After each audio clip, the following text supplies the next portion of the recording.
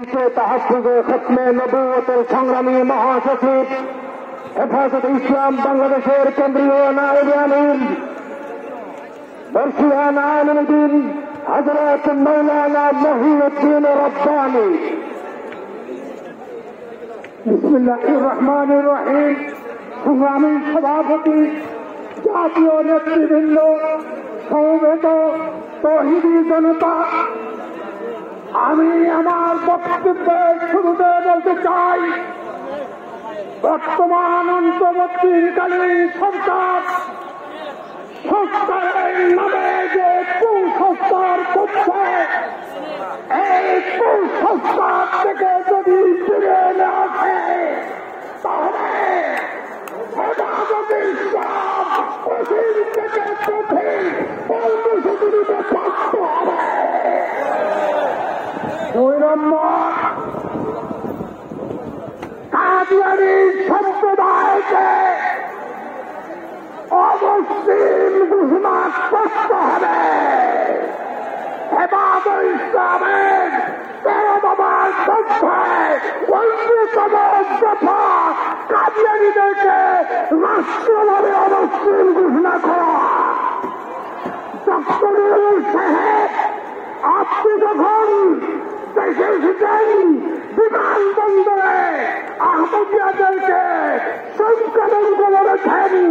আমাদের দাবি তারা সংখ্যালঘু হিসেবে তারা অন্যান্য সংখ্যালঘুর নয়, দেশে বসবাস করলে আমাদের কোনো আপত্তি নয়, কিন্তু মুসলমান নাম ধারণ করে এদেশে বসবাস করতে দেওয়া হবে না, হবে না, হবে না। আল্লাহ রসূলের মতলব দিয়া কাজিয়া প্রদায় করবে।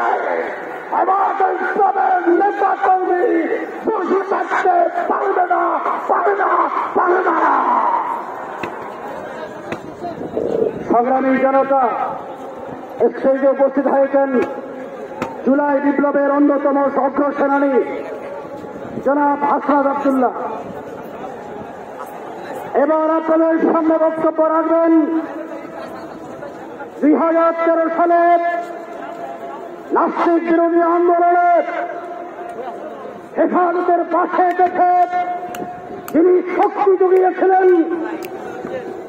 আমার দেশ পত্রিকার মজলুম সম্পাদক,